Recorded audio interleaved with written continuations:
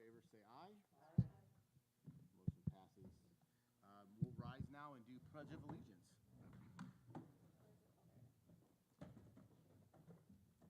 Pledge allegiance to the flag of the United States of America and to the republic for which it stands, one nation, under God, indivisible, with liberty and justice for all. Thank you, everyone. Oh, we don't have any citizens yet. We have actually three citizens back there. I know they're all citizens of Pewaukee. Cassidy and Sydney and James are all citizens of Pewaukee, so thank you for being here. Just one note, Steve. Yes. For the live stream, we might have to pass microphones a little bit, just Okay. people have comments. Because there's only three. Yeah, so we're three. sharing Yeah. microphones a little bit. Thank you so very much for that. So that takes us to salutes and recognitions. Does anybody on the board have something they'd like to offer tonight? Yeah, I'd like to salute. Can we pass this down to you? I'd like to salute the summer school administration. Well-run, and traffic patterns were amazing. So thank you for all their hard work. I saw a lot of happy kids on campus, and I know that I heard comments about the fun classes that were offered this summer. So another successful summer school. Awesome, thanks, Jane. Are there other board members? Larry?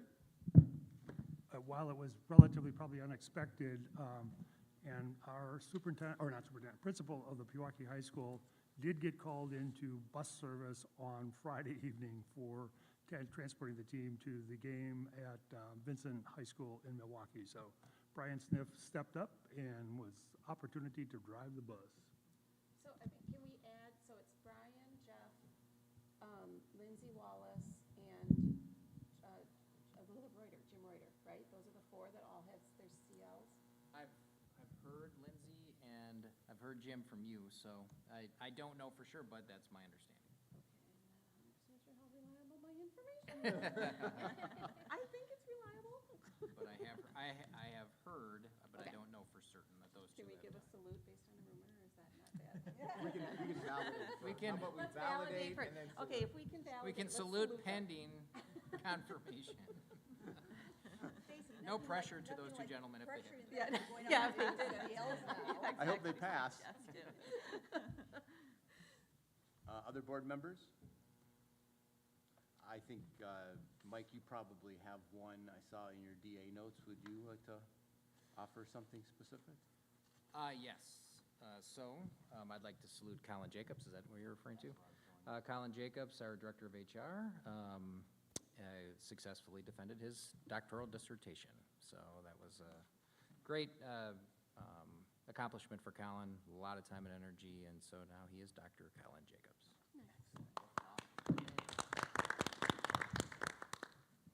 A lot of dedication and commitment to achieve that. Yes. Gold standing, so congratulations to Colin for sure. Are there other members of the administration team that would like to offer something? Yeah.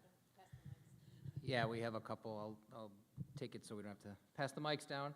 But on behalf of Danielle, salute Robin Wilson, who was the primary planner and organizer for our new teacher induction. So we have 23 new teachers, or new certified staff. We're saying it should be new faculty induction because we have school psychs, speech and language staff as well. So it's not simply teachers.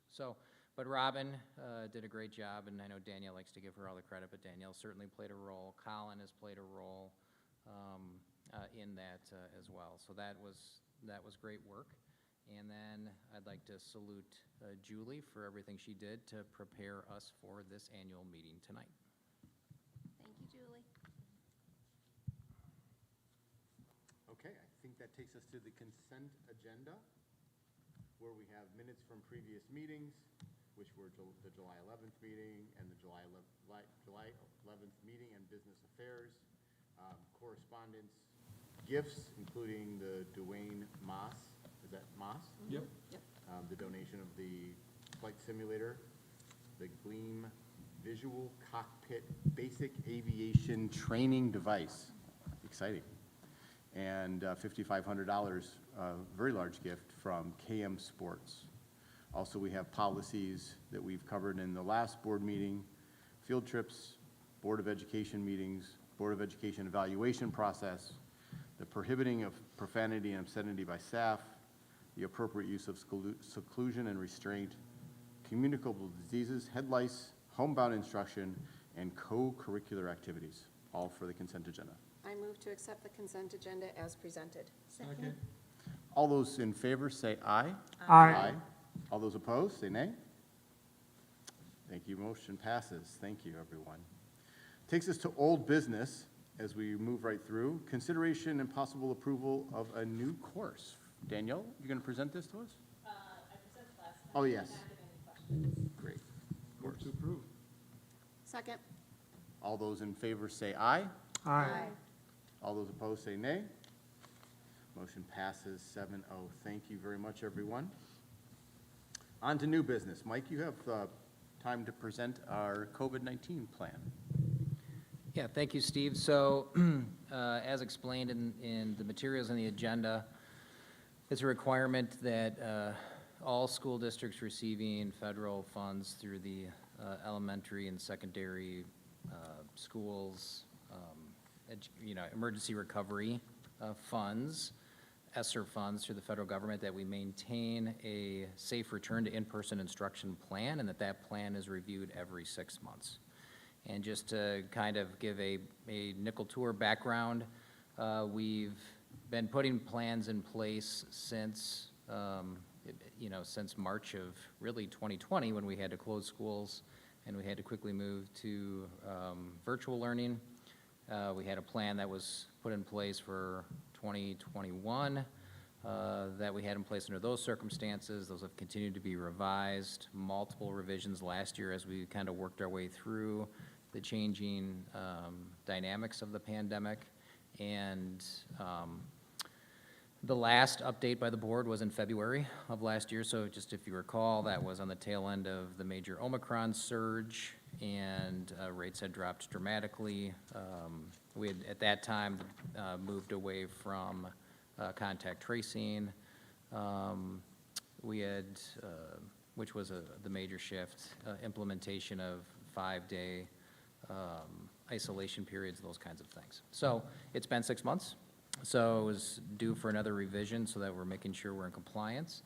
And what's been provided to you is the recommendations. The goal, as again I stated in your materials, was to, as I think has been our consistent pattern throughout, has been to try to take advantage of the flexibility to make our plans as parent-centric as possible, to kind of limit the intrusion on family decisions and those kinds of things, while at the same time trying to balance, peace of mind and safety for staff and other students. So you have the materials in front of you. As I've kind of summarized the basic elements, you'll see that the plan is much simplified from earlier iterations.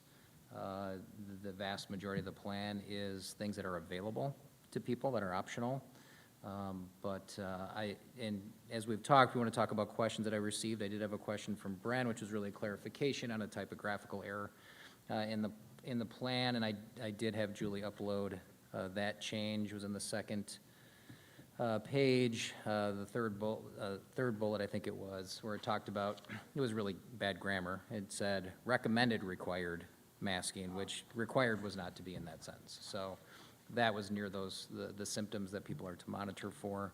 The basic tenets of the plan are, we have things that are available that coincide with CDC recommendations, such as we've renewed our on-site testing arrangement with Department of Health Services through the state and Department of Public Instruction, and Summit Labs. So that testing is staffed by nurses from Summit Laboratories that would do the testing. There's no required testing of any kind. It's a service that's available. We will offer, per the plan, we would offer on-site vaccination clinics as a service. We're not pushing vaccinations. It's available for staff and students who in the past have wanted to take advantage of those, similar to running annual flu clinics and those kinds of things. We continue to have things in place like cleaning As the board knows, we invested in those bipolar needlepoint ionization HVAC systems, which help destroy airborne viruses. Those are in place, so the improved ventilation is just our standard at this point. And then the piece that exists is the current standard for individuals that are diagnosed positive with COVID-19 to isolate from onset of symptoms for 5 days, and then returning 24 hours fever-free without the use of medications. And again, that would largely be on parent reporting to us, since we don't do contact tracing or those things any longer. So those are kind of the broad strokes of the plan. You can see very simplified, and from past years, I'd be happy to take any recommendations or questions. I had a conversation with Jane as well. Good conversation. She had a number of questions about our role, and I don't want to speak for you, Jane, so I'll kind of paraphrase and then feel free to clarify. Being careful about our role recommending medical services, anything that would be in the plan that's recommended would be just parroting what's recommended from public health, because I would agree it's not our place to provide medical advice. And so, just Jane was really, I would say, emphasizing the importance of the parent decision piece, but Jane can obviously speak for herself. But I know we had talked at our goal meeting that we want to make sure we share at these meetings if board members raise questions, so that everybody is aware of those questions and those answers. Thank you, Mike, for all the work that you did in this plan. It's very thorough, I thought, very well done. I have a question or a request that it doesn't need to be in a written plan, and I'm kind of guessing you guys may be already thinking about this.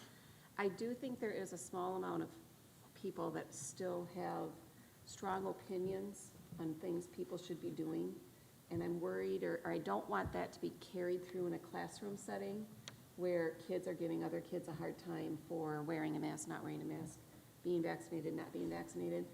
I'm hoping it's a conversation you can maybe have in the kickoff week about setting the tone in classrooms and in buildings. Yep. Hopefully that's all we need to do. Yeah, and that's something we've talked about as an administrative team, that's, at this point, it is very much personal decision. I'm sure we will have some staff choose to continue to wear a face covering. We'll have some students. I think it'll be a very small number based on what I've observed.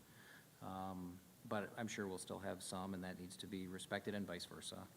And, the thing I would say about, the whole area around vaccination status has really shifted. It's really not a topic that's in past plans, it was a factor in some kind of decision-making. It's not a factor. It's not. So. I agree with you. Yes. So in I terms of appreciate school that. function, I just want to make Yes. clear that in the past, Yes. that was more of but there's really no catalyst for that really even being a discussion from a school side, but we also want that respected on both sides. I can just imagine on the playground or something. Yeah, right? of course. For the kids Yep. that are old enough to understand that question and have a conversation about it. Yep, we have talked about it as an administrative team, and I'll reiterate to our principals to make sure that that's something that our staff is vigilant about. Thank you. Jane, did you get all of your questions answered Yeah, earlier? I'm still concerned with Table 1 and the interpretation of it. I still feel, as I read it, I still feel there's going to be some divisiveness in the interpretation, in that we're recommending this, so why are you sending your kid to school without a mask after somehow they find out that they're have been positive? I just am still having difficulty with mostly the isolation and quarantine box, because, like I said, I just feel like the interpretation is going to be there, that there's a right answer to this where there isn't. And so I don't know what I don't know what to do about it. I understand that we need to have a plan to fulfill But this follows the ESSER guidelines, right? program, but what's Okay, our deadline too for having, I know it says 6 months. Is there a steadfast date that we have to have the plan posted to meet the ESSER requirement? Well, I think we should have it for the start of the year, because we are Yeah. really at that 6-month mark. Yeah. But this is certainly something we can decide. I know one of the things you and I talked a little bit about today was maybe clarifying that CDC recommends Oh. is something that Yeah. could be there versus it saying recommend, Yeah. just so that it's clear that we're And I do- conveying the recommendation of public health. I don't mean to cut you off, Mike, sorry. And I do think that the word recommend in our community, they get that versus required. There's a really, do you guys agree with what we've been through in the last 2 years? There was a definite delineation between Yep. recommend and required. Yeah. I don't know if that gives you any comfort or ease at all. I don't know, I guess I take recommend as the school says we should do it, so we should all be doing this. And I guess that's my, I understand what it means, and I'm gonna make my own decision on that. Would you like to offer some kind of a motion then? To change the to wording. Change the language? Yeah. Okay, I mean, I like I also like the table two. I'm just kind of wondering if we even need the table one, whereas table two outlines, much of this, and so I'm just questioning everyone's thoughts about, the needing table one. If I can offer a recommendation there, that whenever we use the word recommend, we identify who's making that recommend. Like the recommendation of the CDC, the recommendation of the Waukesha Health Department, so we know where it's coming from. Back to your point, that it isn't us that's saying it. So we could just provide attribution to whatever recommendation. Would that solve things for you, Jane? I mean, we, and Mike and I discussed it, and as to who's gonna police all of this, and I think no one has been policing it, so,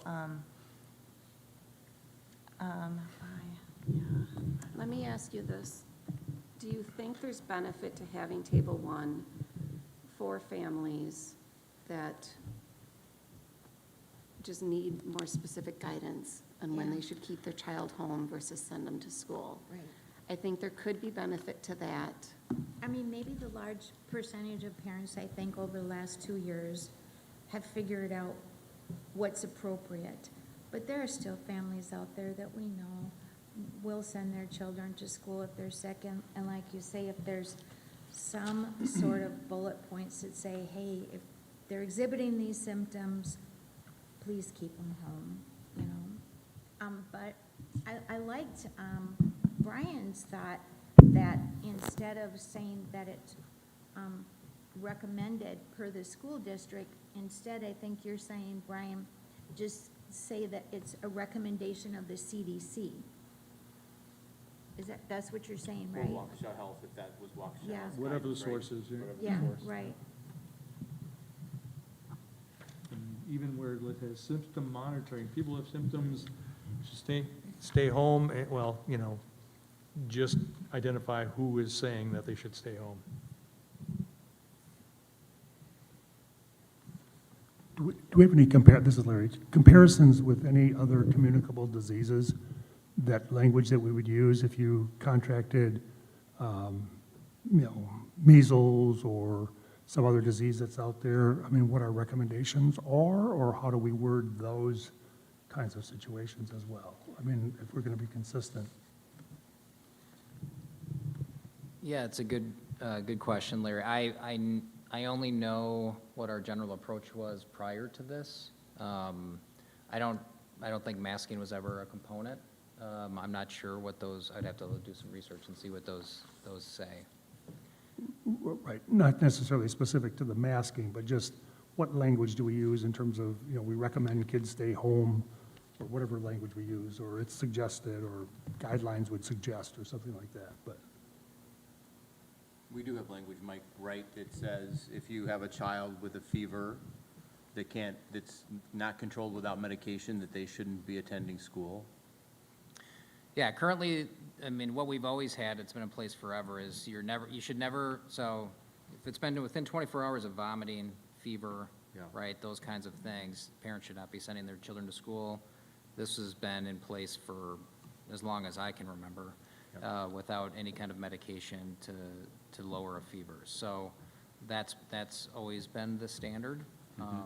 The difference here is the specific guidance from CDC for 5 days Yeah, in relation to kind of the cycle and of when you would return to Yeah. school after a positive case. And Jane's not, she's got a point too. I mean, it could, Table 1 is pulled out because in the previous plan it was pulled out because it's kind of what most directly affects families, but it certainly could be combined into the table. There is a category certainly on contact tracing, isolation, and quarantine. We could simply put that information down there if the board thinks that's clearer as well.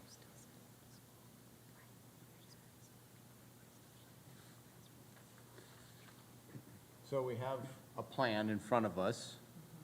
There's the opportunity to change the plan, but we do need to have a plan as we enter the school year so parents know what they should expect for their children and their families. So, So I've spoken out on keeping the first section. I'm assuming, Brian, you like it too, because you wanted to just possibly add that verbiage. Yeah, just so, I'm not bothered by any of it, but I can see where Jane was saying that, it looks almost like we're doing the medical advice here, so we'll just give attribution of where this comes from. My suggestion, Brian, can you put that into the form of a motion, and then we would then be able to approve the plan subject to that? I move that we edit the plan to identify the process and suggestions as to where they come from, clearly not the school district. Second. so there's a motion for the vote. All those in favor of the motion that's been offered, say aye. Aye. Aye. All those opposed, say nay. Motion passes. Thank you. Are there any other motions related to the COVID PSD stay safe to stay open plan that anybody would like to offer? Hearing none, I move to approve the COVID-19 plan for the 2022-23 school year as edited or amended, yes, sorry. Thank you. All those in favor say aye. Aye. All those opposed say nay. Nay. Motion passes 6-1. Thank you, everyone. Appreciate your conversation about that and working through that. That takes us to the Business Affairs Committee report. Brian, would you like to give us an update? Sure, we met earlier today.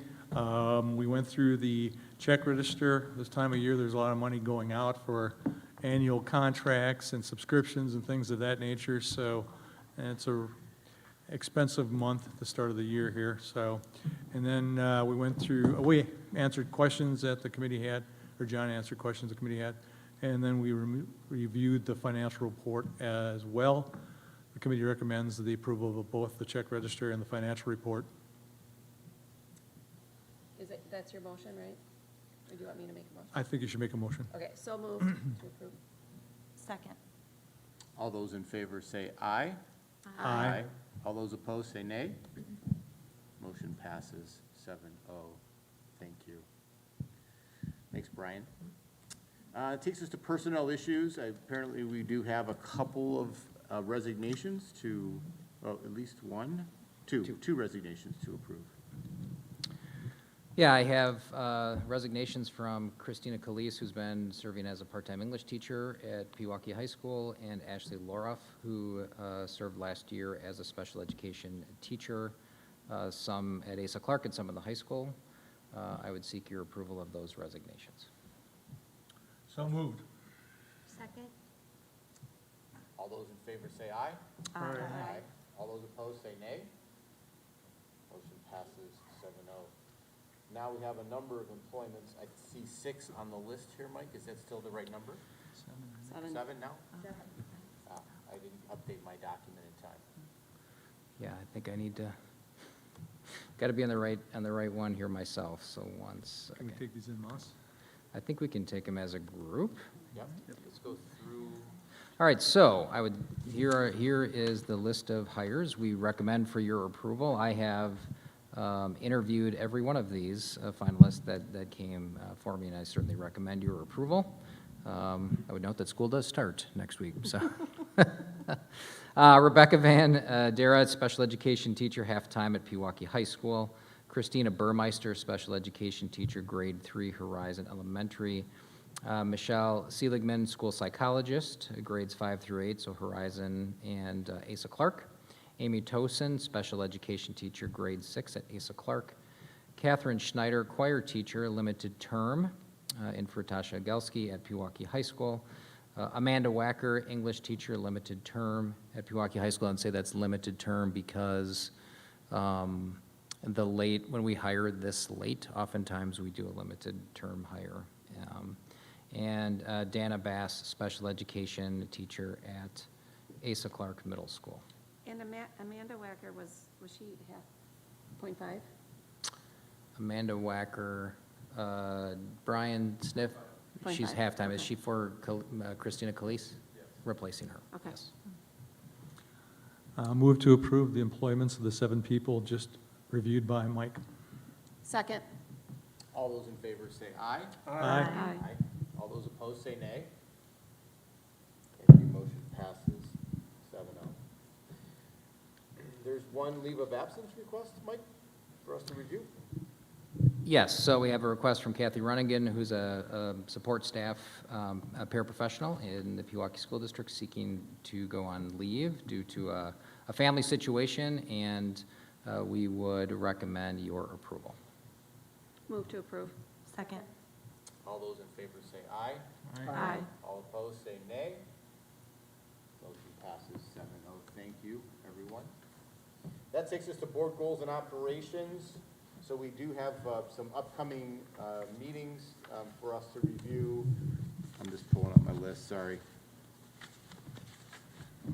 Thank you. So we do have the meeting tomorrow morning, the Welcome Back Breakfast, to welcome back all of our teachers and staff. And we have a special meeting at 7:15, or did we cover all of those tonight? That meeting should not be necessary, so we can, Yeah, I know. So 7:30 a.m. at the high school cafeteria tomorrow morning. I saw the tables were set up. Excellent. Looking forward to that. And then Monday, September 12th, our first board meeting of the school year, once the school year starts. And there will be a Business Affairs Committee meeting that night as well. And then the following meeting will be on September 26th for a regular board meeting at 7 p.m. I Questions? won't be able to make it tomorrow, so. Oh, well, We'll miss you. we'll miss you, Brian. Sorry you can't make it. We'll definitely have some breakfast for you. Excellent. Any other activities for the board to be aware of? Anyone knows of? Thank you. Larry, would you give us a brief update on the Goals Committee meeting from the 10th? It will be very, very brief in terms of our work. We did meet on the August 10th date. We went through the 2021-22 goals, talked through some of the key theme items that came out of our strengths, weaknesses, opportunities from the strategic planning sessions we had. We also had a discussion on other ideas and thoughts related to going forward with the 22-23 board goals, superintendent goals. I'm currently working on the first draft of that, and we'll definitely have that by September 12th meeting in terms of going forward with that. So no big surprises, not really any major changes there, but just some very, very reflective and thoughtful discussion on the part of the board and what we think our board goals and superintendent goals should look like, so. Yeah, we did have Mike there for the first Yes. time, and as I've participated in this, and I thought it was super helpful, Mike, for you to be there and Yeah. help us with thinking about the context of goals for the board and goals for you as well for the year. So thank you for your participation. happy to do it. Any other questions about the Board Goals Committee meeting on the 10th? Legislative advocacy then. Anyone have updates? Are we hearing anything going on in the legislature?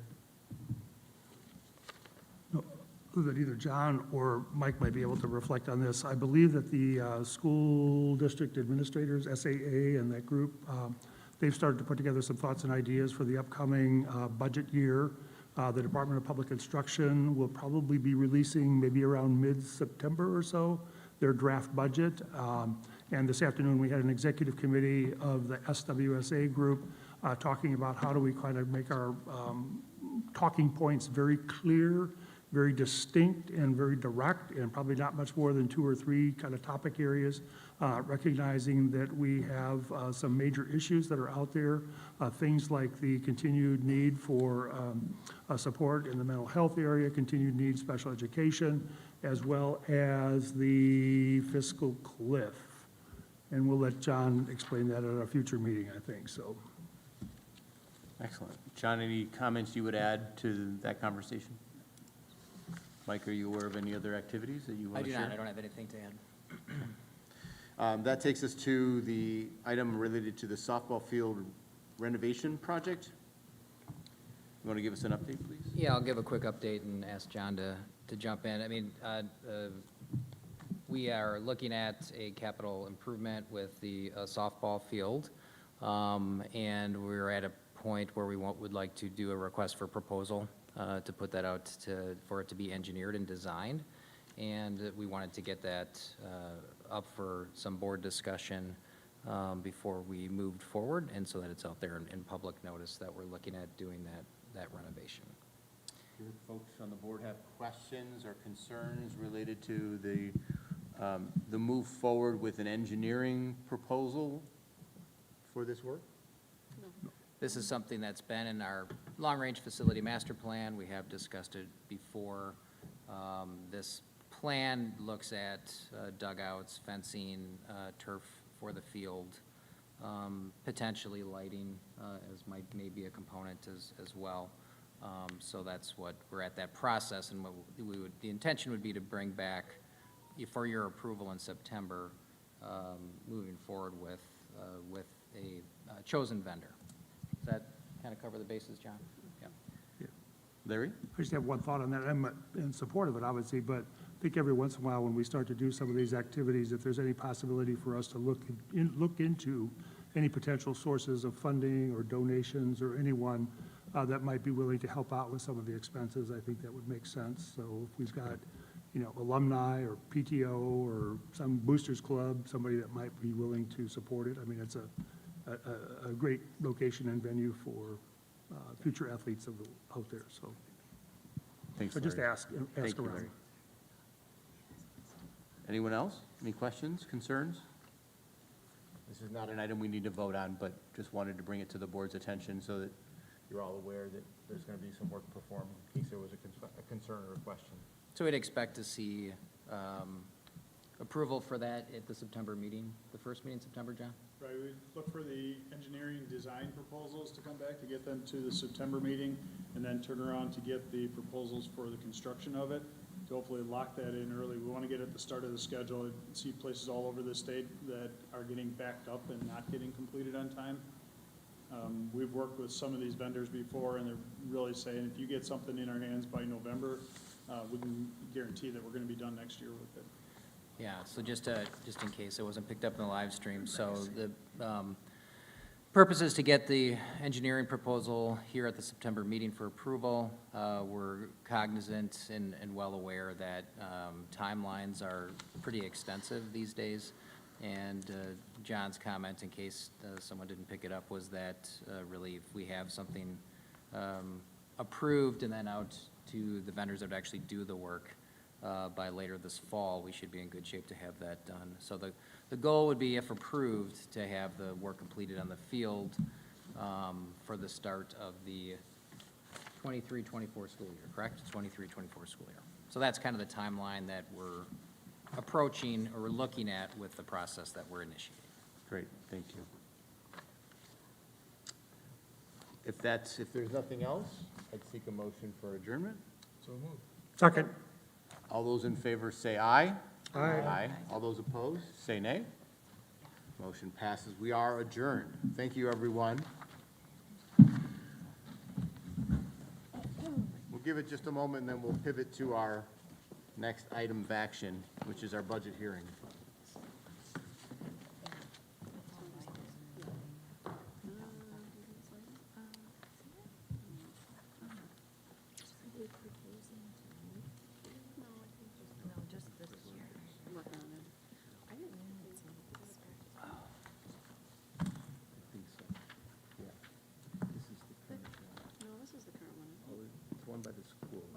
right behind ASA. Huh? Yeah, that Yes, one. That that's one. that one, and then is this a practice? That's a one? practice field. Oh, so it's this one close to the Yeah. Yes, Oh, okay. And because then- the dugouts. Yeah. Dugouts, players Yeah. can't sit in the dugouts. So will they do anything with that back ASA patio too, or is that separate This thing? project? Yeah. And just in terms of kind of, Will it be all lumped in together? or that's will- something we can look at with that, to see what can be done Oh, I see. there as well. If it is turfed, that would make that field much more usable and accessible as a, What's the problem with the dugout? they're, problem with the dugouts are? As Are a they softball flooded or parent. something? Like, are they They're just? too low, you They're can't too see the low. field. Yeah. That's a problem. Yeah, they Okay, built them too low. okay. So this is John, who's, Hey, John. yeah. So I would like to call to order the budget hearing, the annual budget hearing for the Pewaukee School District. And I'd like to start with some introductions. I'm going to start all the way down on my left with Dr. Danielle Bosanic, our Chief Academic Officer. Then Jeannie Watoon, Board Member. Larry Dukes, our clerk, Board Clerk. Dr. Mike Cady, our District Administrator. I'm Steve Dankert, the President of the School Board. Next to me is Stacy Newcomer, our Vice President. Jane Fleming, Board Member. Bren Sawwell, Board Member. Brian Cammers, our Treasurer of the Board. John Gahan, our Chief Financial Officer. Mark Olson, our Attorney for the district. And also, but not on the stage, but also is important, Jeannie Toole, who is our, Julie Toole, thank you for the correction. Julie Toole, who is our administrative support for the board. So those are the members I'd like to just introduce to all of you who are present. And then we'll do a quick roll call for the board. If you're present, please say aye. So let's start with Jeannie. Aye. Larry. Aye. Stacy. Aye. Jane. Here. Aye. Bren. Aye. And Brian. Here. Thank you very much. The purpose of this meeting is it's within Wisconsin statute that we have a budget hearing to provide for an expression of public opinion, but leave the governing body free to act as it determines to be in the best public interest.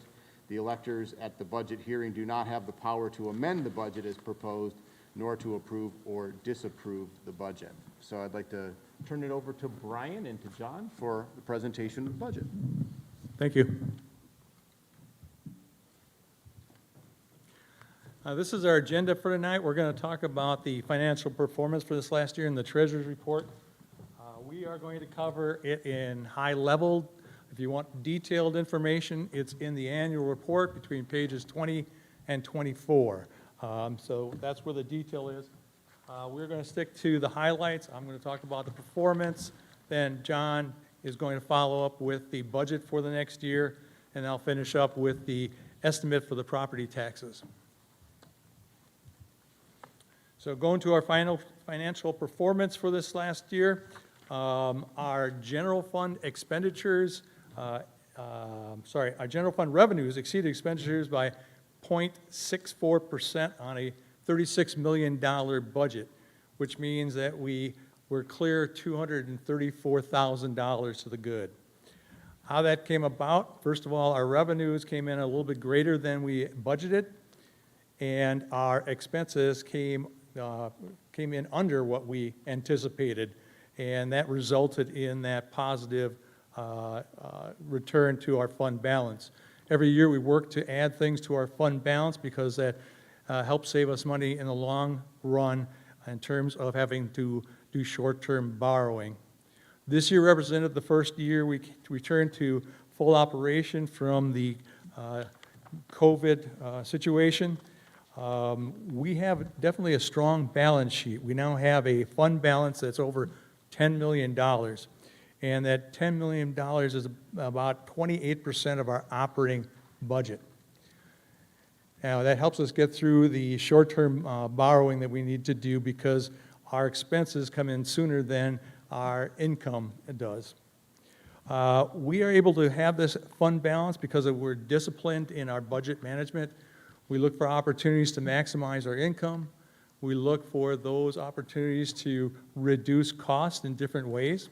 And we are very strategic about how we plan our long-term debt to try to make it as advantageous for the school and our taxpayers as can be. And we also try to put together a rainy day fund for those capital expenses we know that are going to happen in the future. At some point, you have to replace air conditioners, roofs, things of that nature. So we have a capital fund dedicated to those needs. The year-end surplus reduces our reliance on that short-term borrowing. You heard earlier today that I talked about the start of the school year has a lot of costs associated with it. The problem is that we're spending money, and our money from the state or our money from taxes comes in January and in April. So we have to do some short-term borrowing. And the more we can have in our fund balance to reduce the amount of borrowing we need means we have to pay less in interest. The less we pay in interest, the more money we can stick back into those classrooms. And you can see that from this chart right here. Our fund balance is dictated by policy, but at least 15% of our operating costs. And our fund balance continues to go up, giving us a good debt rating when we do have to go out to get money to do short-term borrowing or to add to our facilities, capital improvements. So I'm going to turn it over to John and talk about the budget. Thanks, Brian. So within the treasurer's report, and the treasurer's report is what is within the pages of this booklet that you see, is where you see you'll find a lot of the details that surround the budget and the expenditures that we've had. We'll show 3 years there so you can have an idea of trend and where things are going. On the previous slide, one of the key points on there, the budget for the 21-22 school year was supported by about $800,000 of funds that were allocated to the district through the ESSER funding program or through the federal relief funds. The district, under the current biennial budget, has a $0 increase in our per pupil allowable revenue limit increase for both 21-22 and 22-23. So as you'll see in the budget moving forward in 22-23, we become more reliant because those costs that we had to cover, those inflationary costs from 21-22, will still be there in 22-23, and they will grow with inflation. So we are reliant on those federal funds for these 2 years of the biennium. The key driving factor in the budget for school district is your fall enrollment. It's your third Friday in September enrollment count of resident FTE, and this gives you a clear picture of where we're at. And you can see the growth in these, and it tracks very closely with some of the large residential development phases that have gone on in the community. So when we have more homes, it makes sense. When you have more homes, we've got more kids that are coming into the district, and our enrollment is growing. You can see in 2020 the impact that we had of COVID, where students were not, especially at the younger grades, were not enrolling in the district, either staying at home for 4K or using other options available to them in that fall. We flattened out last year with that, a slight drop a little bit. We're predicting increasing. It looks like we will even exceed this 2705 number that we're projecting for resident full-time equivalency.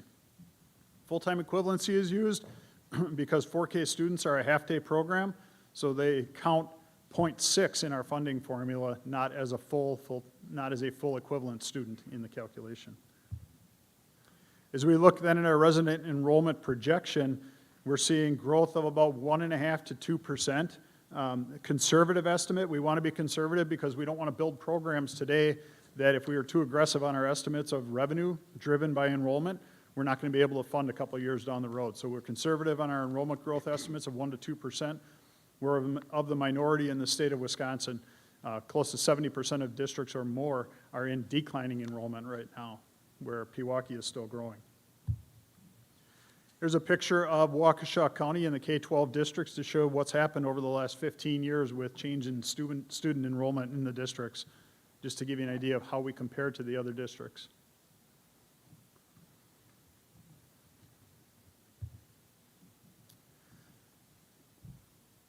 So one of the strategies that we use, Brian talked about strategies of strategically adopting a budget, is using open enrollment. So when we do see a flattening of resident enrollment, we may take more students in open enrollment.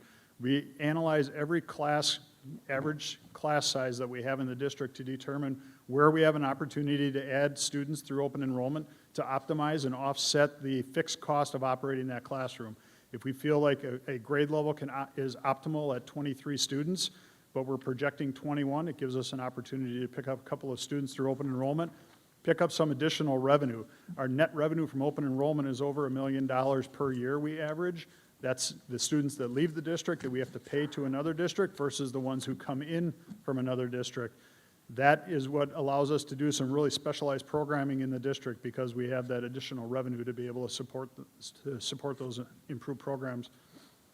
When we talk later about the tax levy, one of the byproducts of the levy that's adopted by the board is the mill rate. So if you take all the value of property, divide the levy by the value of all the property in the district, you get a mill rate, a rate of taxation. We're predicting about 3.7% we predicted based on an average for the last 5 years for growth in that property value. It looks like we're going to substantially exceed that. By exceeding that, it doesn't mean that the tax levy goes up. All it means is that the mill rate goes down. It doesn't change the levy. The board adopts a levy. They don't pass a mill rate on the community. And then our overall operating budget, which is the majority of the cost of the district, is just over $38.5 million for next year proposed. Inflation is present everywhere. It's especially present in schools where we have labor shortages like every other industry, which is driving up cost of providing services. So with very limited growth in revenue, we're absorbing an awful lot of inflation in just about every area of the budget for this upcoming year. There's a declining enrollment exemption within our revenue limit. That's impacting us. It impacts districts when you cease to decline. So I showed you on the chart how we had a slight drop during COVID. When that starts increasing, the revenue limit authority to fund that increase in enrollment doesn't come for 3 years. It's a 3-year rolling average that is used. So it has a negative impact on this fiscal year yet in the development. And then I mentioned the revenue limit per pupil increase of 0 for the 2 years of this biennial budget. To give you an idea quickly of where it goes, we always refer to ourselves as a people business. Nearly 80% of the budget is tied up in salaries and benefits for the staff. And a majority of that is tied up in the instructional programming within the district. Purchase services, which is the next biggest piece, is really, it's a lot of people too. It's where we can be more efficient by hiring an outside source to provide a service to us. It falls in that category than what we could do it for ourselves. So we outsource that service. So really close to 90% of what we do is people related in the district. The stuff, when you think of paper and pens and all of that it takes to support delivery of the program, really accounts for barely 3.5%, just over 3.5% of our total expenses. Mr. Dukes mentioned it. We go through a lot of efforts of trying to reduce cost, either cooperative purchasing arrangements, contracts, everything that we can do to try to deliver a high level of service and do that in an affordable manner. And the biggest component we have, again, is tied to the people. So we have a very detailed staffing plan. This is just a summary of it. Overall, we have a 0.49 decrease in staffing out of all positions, the equivalent of a 0.49 position for the year. Goes in, it fits real closely with, we have a 0.39 increase overall in our budget that's allowable. We have flat staffing, have not added a lot of positions or reallocated resources to where we can most effectively deliver programming with the staffing that we have.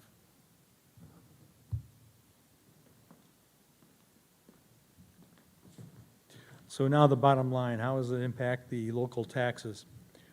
You see here that we have a general fund. We also have debt service, which is related to all the different construction projects we've had over the years. And there's that capital improvement fund, Fund 41, we're going to add $10,000 to. That's the rainy day fund to take care of maintenance we know that we're going to have in the future. So the tax levy for the school district is going to be almost 28 million. I hear John talk about our overall budget being 38 million. 28 million comes from local sources, and the rest will come from state and federal sources for the rest of our budget.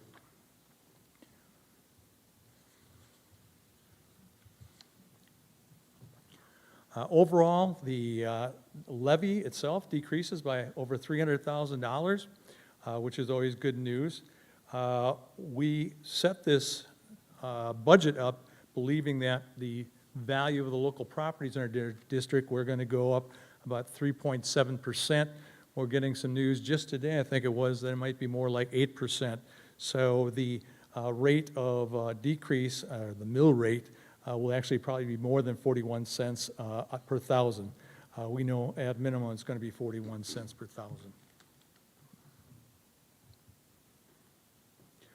Here we see the historical tax rate. What this is really saying is that the district's costs, as they go up, are going up slower than the values of the property in the district, and that's why we have a mill rate that's going down and down.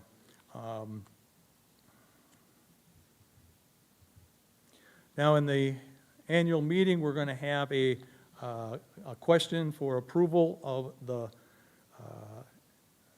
budget. It's really an advisory vote. We won't know exactly what the details will be until we know how many students we have here, the enrollment, how much state aid we're going to be getting as well. So all those things come into play along with valuation of the properties of the district. And in October, we will the board will take on a motion to finalize that budget. Anything to add? Yeah, the tax levy, the certification date is before the end of October. The district has to certify the tax levy. There's 3 pieces of information that we don't receive until the pupil count the third Friday in September, the certification of values in the beginning of October, and the biggest number that determines the levy is that state equalization aid that is certified on or about October 15th. So once those are known, then the levy gets set. We report it to the municipalities by the first week in November, and that is what comes through on the property tax bills in December. With that, we'll take any questions anybody might have.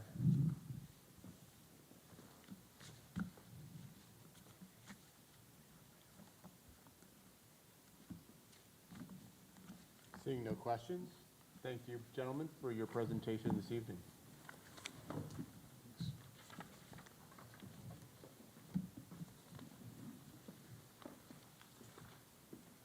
Okay, folks, we have about 6 minutes until our scheduled time for the annual meeting. Thank you, guys.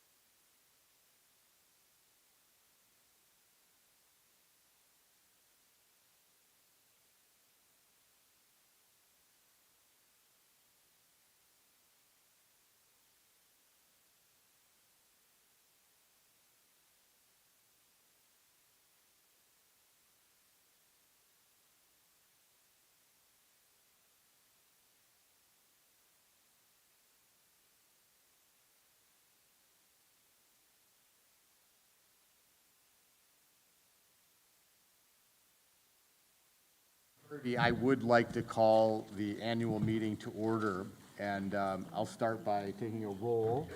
Brent? Here. Jane? Here. Stacy? Here. Brian? Here.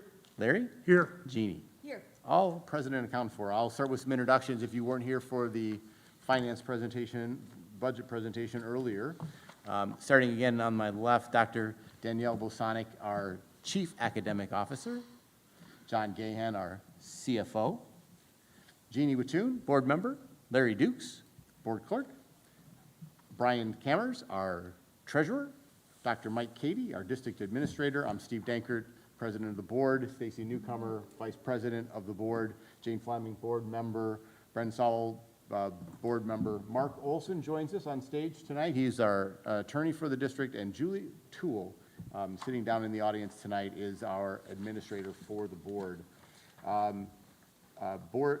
The first item of action for us as a board group is to appoint the approver of the minutes from tonight's meeting. By the way, I apologize, I should have covered this as well. If there are citizens who would like to make comments in tonight's meeting, there is a process for doing so. You would like to make comments, you can come up to the microphone and be recognized by the chairperson of the meeting. You must be a resident of the district, age 18 or older, to speak and to vote in tonight's meeting.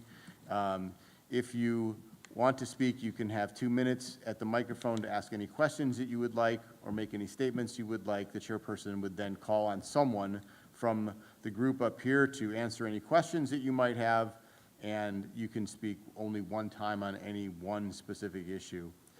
Just as a process note, all voting tonight will be done by a show of hands unless specifically requested that we have a written vote by the group. If a written vote is called for, the chairperson will order that ballots be distributed to the electors and collected and counted by a counter appointed by the chairperson. So thank you for letting me go through those disclaimers. So a first item of action for us in our annual meeting tonight is to nominate someone to be acting as our approver of the minutes. And Brian Sniff, I understand you're willing to take on this responsibility? Great. I would like to nominate Brian then to be the approver of tonight's minutes for the meeting. I don't think we need to vote on that one, right? Also, we need, if there is a need to count ballots, and we use the showing of hands, we need a vote counter, and Danielle, you're willing to do that for us? Yes.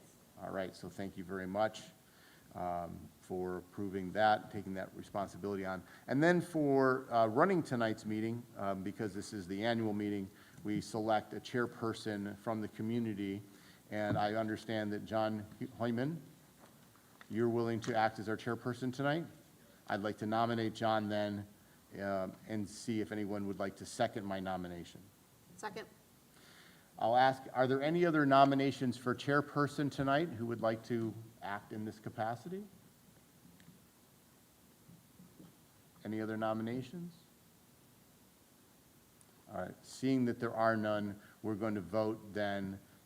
All those in favor of John Hoyman acting as our chairperson for the 2022 annual meeting, please raise your hand now.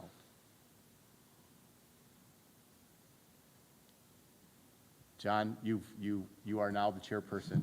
It's your meeting. Thank you.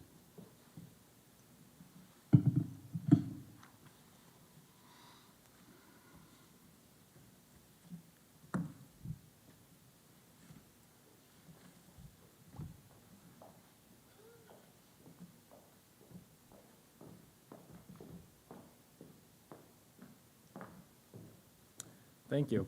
All right, our first order of business is to review our minutes from the August 9th, 2021 annual meeting. So I understand the minutes of the meeting from August 9th were reviewed by Mr. Sniff and approved by him on the 27th of August of 2021. So I will ask if we have a motion to approve the minutes. I move to approve the minutes from the August 9th, 2021 annual meeting as presented. Second. All right. So we'll put this to a vote. All in favor, please indicate with the raise of the hand. Do we have any opposed? So we've carried. All right, we'll move on to the superintendent's report. Dr. Katie, will you please provide us with a brief report on the state of the school district and the current strategic plan? Thank you, John, and welcome, everybody. I want to begin by, thanking you all for being here tonight, as well as those who are streaming at home, either live or later on. One of the things that makes this such a special school district and where kids can learn so powerfully is because we have such an engaged and active community. So I know how busy people are, so I appreciate you taking the time to be with us and to be so invested in the school district. So it's my honor and privilege to serve as the superintendent of the Pewaukee School District, and I have a brief report tonight just on the general status of the district, kind of the state of the district as it currently is. So we always begin by reflecting on our mission. This is really why we do things. I'll talk a little bit about strategic planning briefly in this presentation. Our mission comes through the strategic planning process. This mission has been in place for quite some time.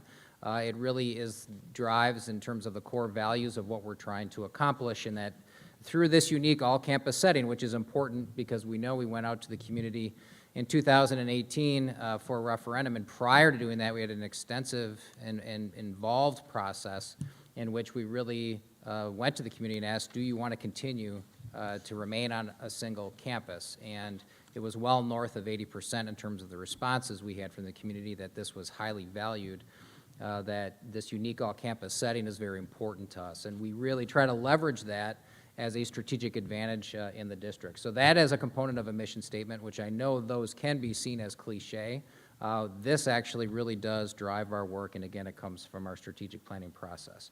So through this unique setting, we strive to open the door to each child's future, and we really tend to emphasize those three words, each child's future. Those things mean an awful lot to us here that work with kids, that we think of every child as an individual and what is it that they need to be successful, and recognizing that we have to pay attention to what are the demands of the future. We have to look forward to say, what is it going to take for that 4-year-old who's entering our doors here in a couple of weeks to be ready when they graduate and leave us 14 years down the road. So always thinking about what is that future and what is it that every individual child needs to be successful in this environment. Our school community delivers an innovative and progressive education. We always talk about innovation in this district. We feel it's really critical that we are on the front edge of innovation. The times are only becoming more dynamic, more fast-paced and changing, and so that innovation is critical. So how do we go about doing our work? And this is a schematic of our process, that we believe that it all starts with the people that you have employed and that work with children, as well as the people that support you, which is our parents, our community, and the most important people are the students that come through our doors. That said, while that's the most important thing, if we really want to function at a high level and be successful, we believe as a core value in the concepts of continuous improvement, and it's something that we're very invested in. So this kind of large-scale schematic shows you this ongoing cycle of the major steps of our continuous improvement process, and the highlight of that is the strategic planning component, which I'll spend just a few minutes talking about. We are in year 2 of a 3-year strategic plan. We had a great event with the community this past May with about 100 participants that turned out to give us kind of updated feedback on that plan. But this is just ongoing. We continue to work through this system. You see an acronym up here of PDSA, which is Plan, Do, Study, Act. We create action plans around goals. We evaluate our progress. Are we making good progress?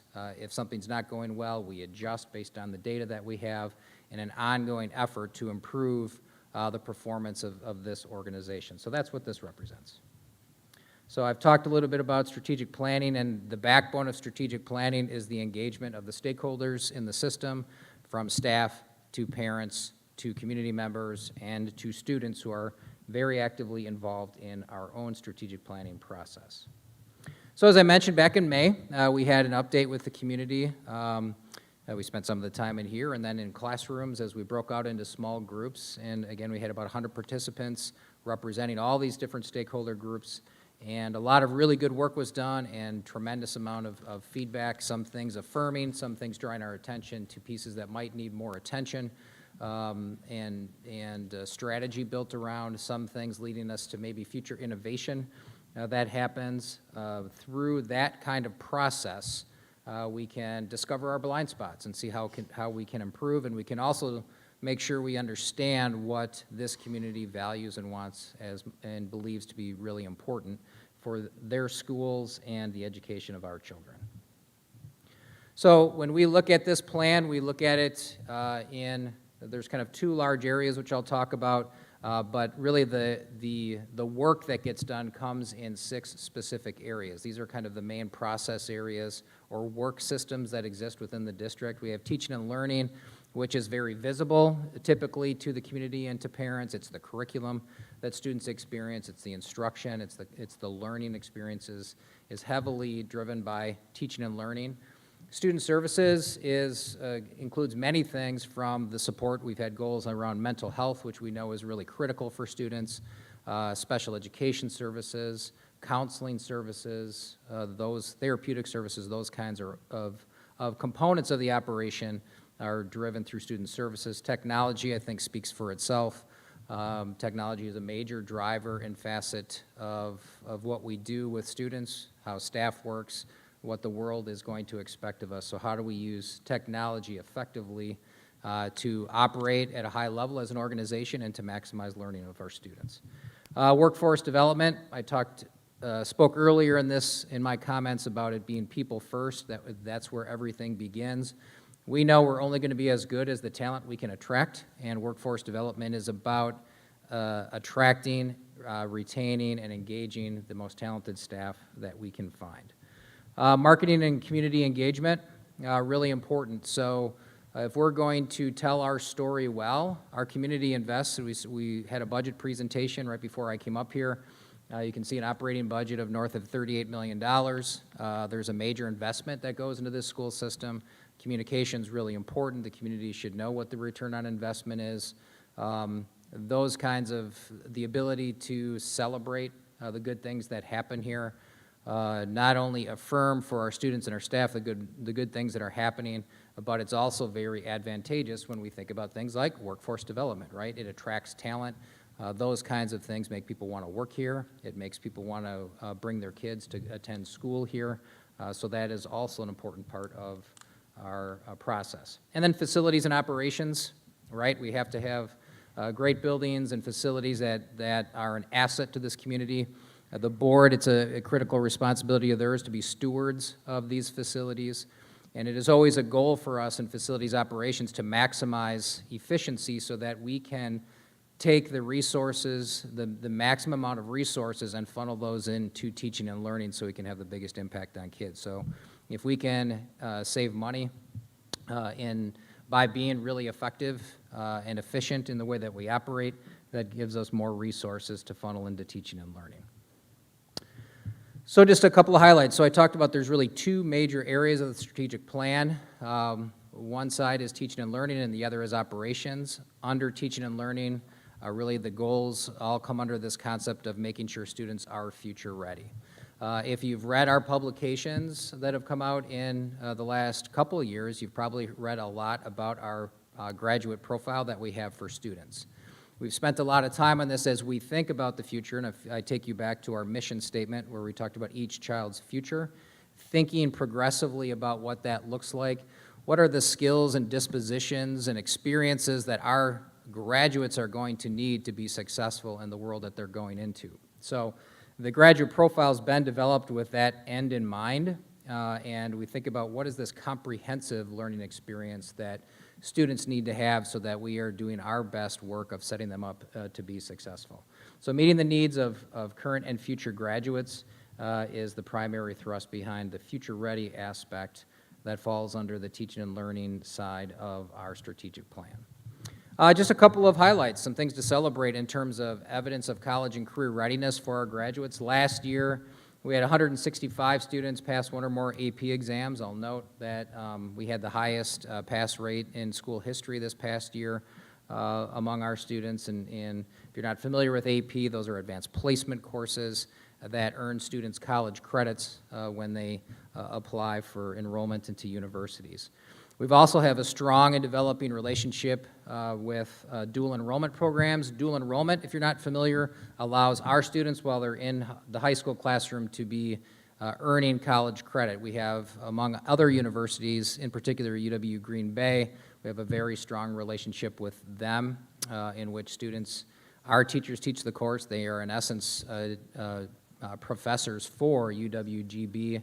And when our students pass those courses, they earn those college credits. So it is a goal of ours that our students are advantaged and that they leave here with advanced certification and credits so that they have a step ahead in terms of their postgraduate experiences. So last year, 218 students earned over 1,200 college credits through dual enrollment, which I think is pretty impressive. And not only does it advantage those students and help them be successful, because we know research shows that students that take college credits while in high school are far more likely to go to a post-secondary education and complete that degree. Many people are often surprised that only about 50% of individuals that go on to college actually finish those degree programs. If you have these kinds of experiences, you're much more likely to complete, if that's the path that a student were to choose for themselves.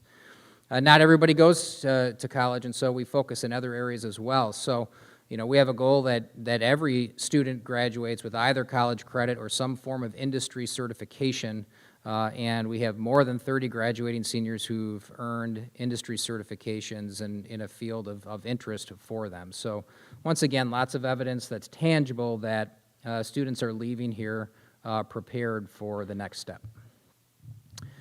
The other side that really goes under facilities and operations as the other major component of the strategic plan is the sustainability area. So all of those 6 areas that I referenced as work systems, they have a future-ready goal and they have a sustainability goal. And when you think about sustainability from, you know, a building and grounds area, it's like, how can we really take care of our facilities through things like preventative maintenance?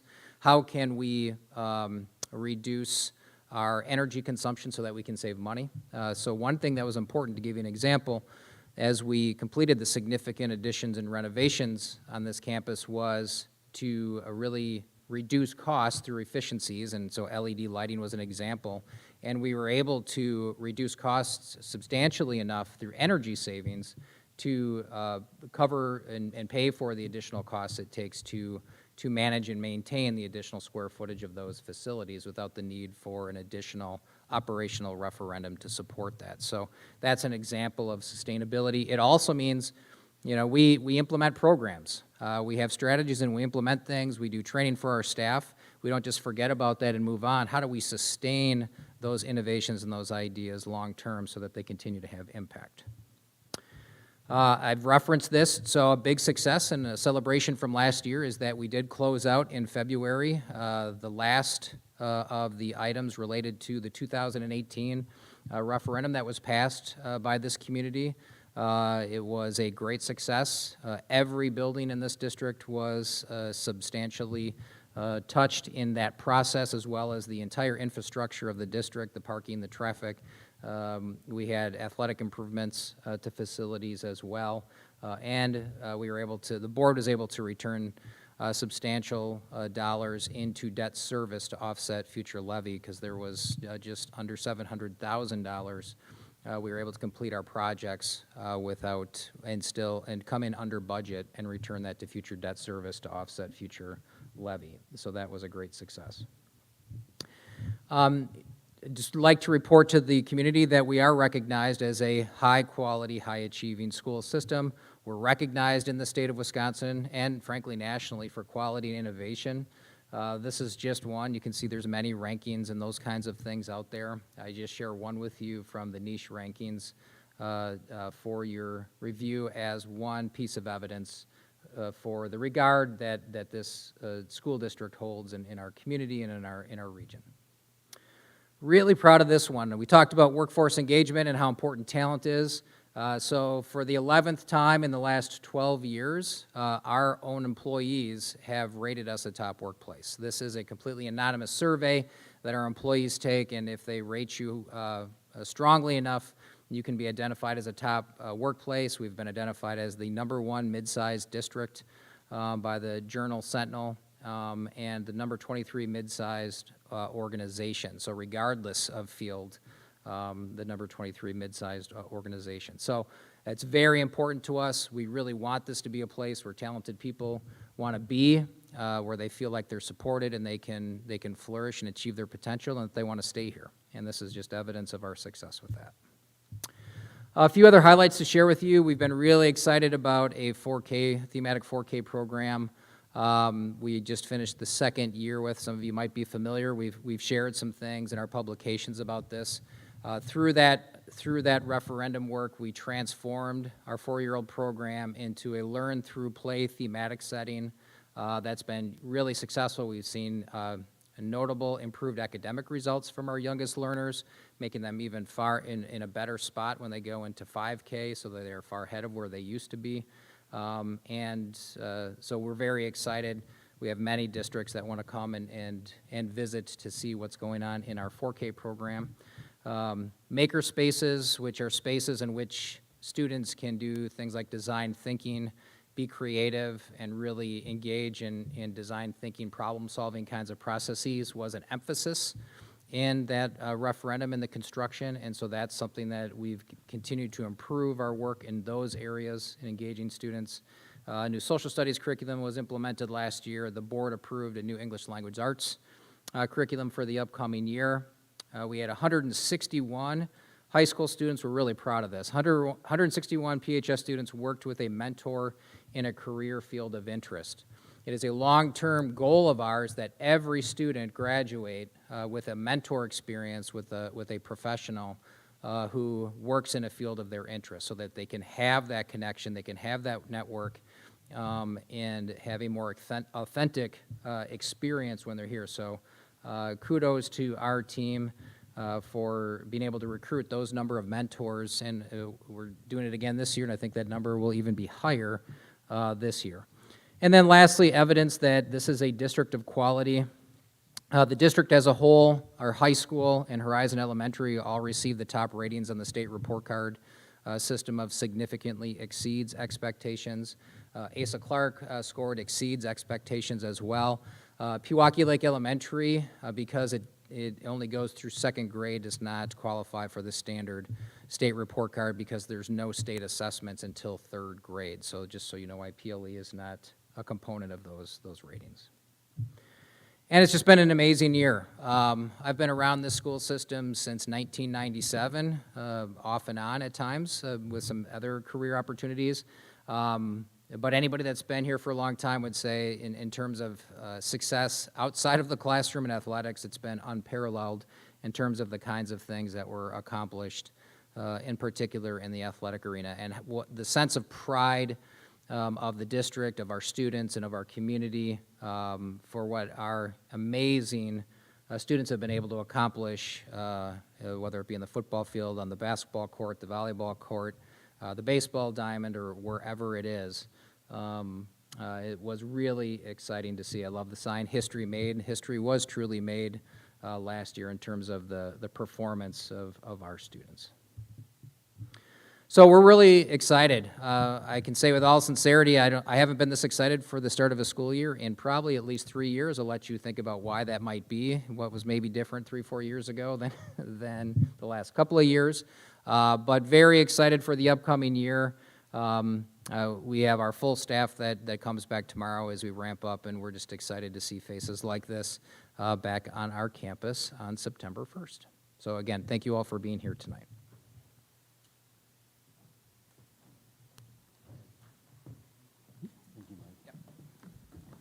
Thank you, Dr. Katie.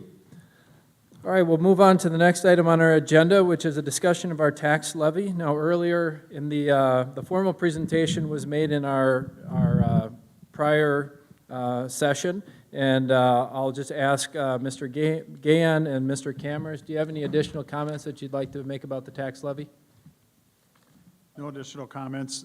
Just pointing out the levy is about $300,000 lower than it was for last fiscal year, which represents about a 1% reduction in the total levy for the district. Mr. Cameron, any comments from you? Well, I would like to make a motion. Before, any comments or any discussion from the citizens? All right, then I will ask for a motion. All right, thank you.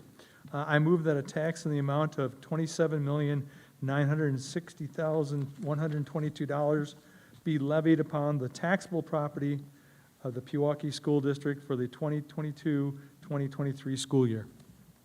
Second. All right, the motion's on the floor. All in favor, please indicate with a raise of the hand. Any opposed, please indicate with a raise of the hand. One opposition. We carry by majority. Move on to the next item on our agenda, a resolution to establish a capital expansion fund. Mr. Gahan, will you give us an overview of the resolution that's being proposed? Sure. In the levy information provided in the budget hearing, you see that we were levying $10,000 for the capital expansion fund. This is a segregated fund, and the use of these funds is restricted to only being used for capital projects and improvements within the district. The board adopts or accepts a capital improvement plan, a long-range plan that we look at each year in December, about the December board meeting, with updates to give them a perspective of what to expect over the next several years on the capital improvement front. And this funding requires authorization to be at the annual meeting. The only source of revenue for this fund is a levy that's approved at the annual meeting of the electorate. All right, I'll ask if there's any other comments.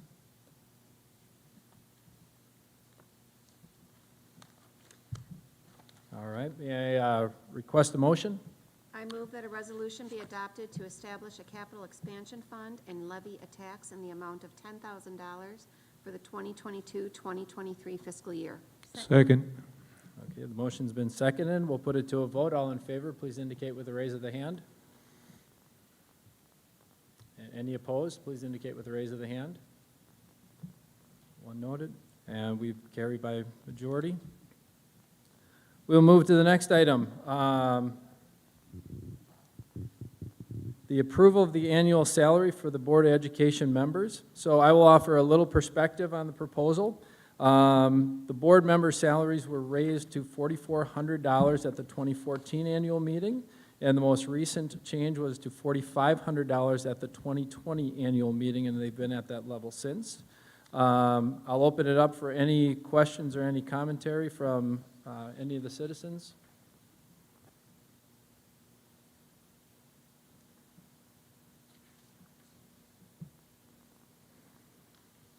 All right, there being none, I will make a motion. I will move to, that the board salaries remain at $4,500 for this year. Sorry, I apologize. Larry has a comment. No, I was just going to, Sorry, my apologies. I would be glad to make the motion, 'cause I don't think it's the right thing to do to have the chairperson make a motion necessarily, but, Oh, my apologies. so again, possible motion, I would move that the board salaries remain at $4,500 per year. All right, so I have a motion. Do I have a second? Second. All right, and we'll put, now this vote is done by citizens, or is this still the same constituency? Okay, so we'll put it to a vote. All in favor of the motion on the floor of the board salaries remaining at $4,500, please indicate with a raise of the hand. All right, any opposed, please indicate with a raise of the hand. Okay, we carry. All right, the next item, transportation of students at district expense. Mr. Gahan, will you please give us an overview of the student transportation practices? So the statutes in Wisconsin require the district to transport only students who reside more than 2 miles from campus. Because of some of the conditions that are in existence around the campus, we have a motion at the annual meeting that allows the district to exceed that transportation for students grades kindergarten, early childhood essentially, through 5th grade. So the elementary grades in the district, so through 5th grade, are transported regardless of distance because of the volume of traffic with a campus, the number of cars coming to one place. Provides the safest environment to provide transportation to all students through grade 5. And then follow the statutory regulations for the remaining student bond. Thank you, Mr. Gann. Are there any questions or any comments from the community?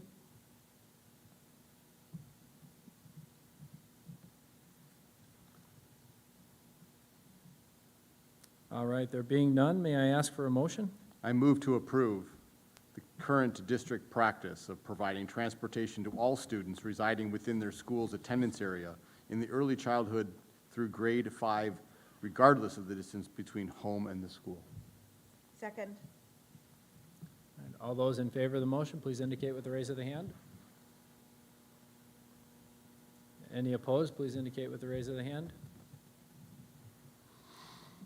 Being one, we move by majority.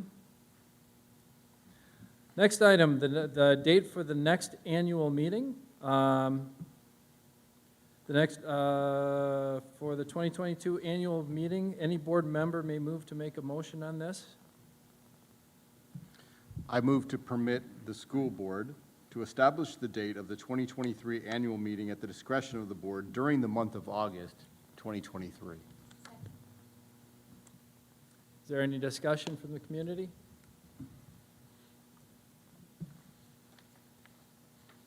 There being none, we'll move for a vote. And all in favor of the motion, please indicate with a raise of the hand. Any opposed, please indicate with a raise of the hand. The motion is carried. And that looks like all the items on our agenda, so I'll move to ask for a motion to adjourn for the I evening. move to adjourn the 2022 annual meeting. Second. All right, all in favor, please indicate with a raise of the hand. Any opposed? It carries. We are adjourned. Thank you all. Thank you. Great. Thank you, John.